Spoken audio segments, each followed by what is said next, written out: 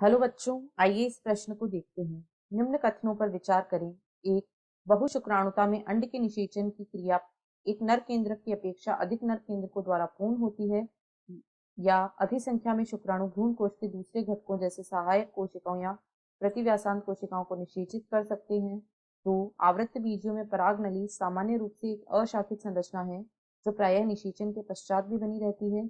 तीन, अंतःचोल परागण भित्ति के अंदर की पेक्टोसेलुलोजिक परत होती है जो एसिटोलाइसिस के दौरान नष्ट हो जाती है। चार, बाह्य चोल परागकण की बाहरी परत है जो एक बाहरी नॉन स्कल्पचर्ड परत सेक्साइन और एक अंतः स्कल्पचर्ड परत टेक्टम की बनी होती है। उपरोक्त दिए गए कथनों के निम्न संयोगों में से कौन सा सही है? विकल्प ए 1 व 4, विकल्प बी 1 व 3, विकल्प सी 2 व 3 या विकल्प डी 2 व 4। इस प्रश्न की जो मुख्य अवधारणा है, मुख्य अवधारणा वह है बहुशुक्राणुता। बहुशुक्राणुता को ही पॉलीस्पर्मी भी कहा जाता है। बहुशुक्राणुता, इसे ही पॉलीस्पर्मी भी कहा जाता है। बहुशुक्राणुता में होता ये है कि यहाँ पर एक ऐसी स्थिति होती है जब भ्रूण कोश में दो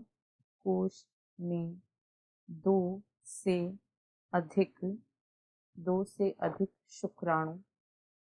अधिक शुक्राणु छोड़े जाते हैं तो इसे बहुशुक्राणुता कहा जाता है।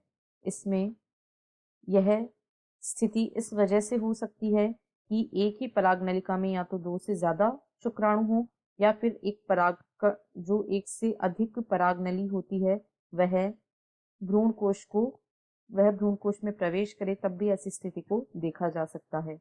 अब ऐसी परिस्थिति में जो शुक्राणु होते हैं वे या तो भ्रूण कोश के दूसरे घटकों को निषेचित कर देते हैं। भ्रूण कोश के दूसरे घटक जैसे कि सहायक कोशिकाएं, प्रतिव्यासांत कोशिकाएं दूसरे घटकों को निषेचित करते हैं या फिर जो अंड है उसके निषेचन की प्रक्रिया एक से अधिक नर केंद्रकों के द्वारा संपन्न होती है। इसके अलावा जो पराग नली होती है, वह एक अशाखित संरचना होती है जो साधारणतया निषेचन के बाद नष्ट हो जाती है।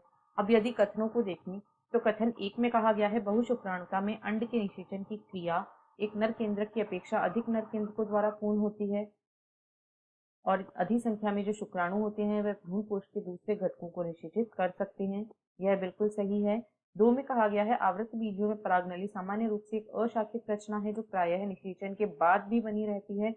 ऐसा नहीं होता है, निषेचन के बाद जो पराग नलिका होती है वह नष्ट हो जाती है, तो यह गलत है। 3 में कहा गया है अंतःचोल परागकण भित्ति के अंदर की पेक्टोसेलुलोजिक परत होती है जो कि एसिटोलाइसिस के दौरान नष्ट हो जाती है। यह बिल्कुल सही है।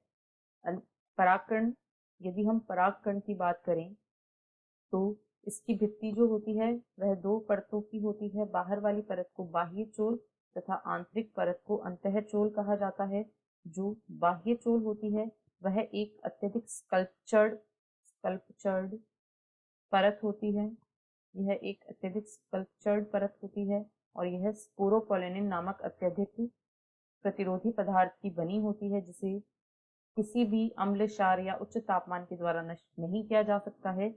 जबकि अंतःचोल जो होती है वह पेक्टोसेलुलोज की बनी एक परत होती है और यह एसिटोलाइसिस की प्रक्रिया के द्वारा नष्ट हो जाती है। यानी 3 भी बिल्कुल सही है।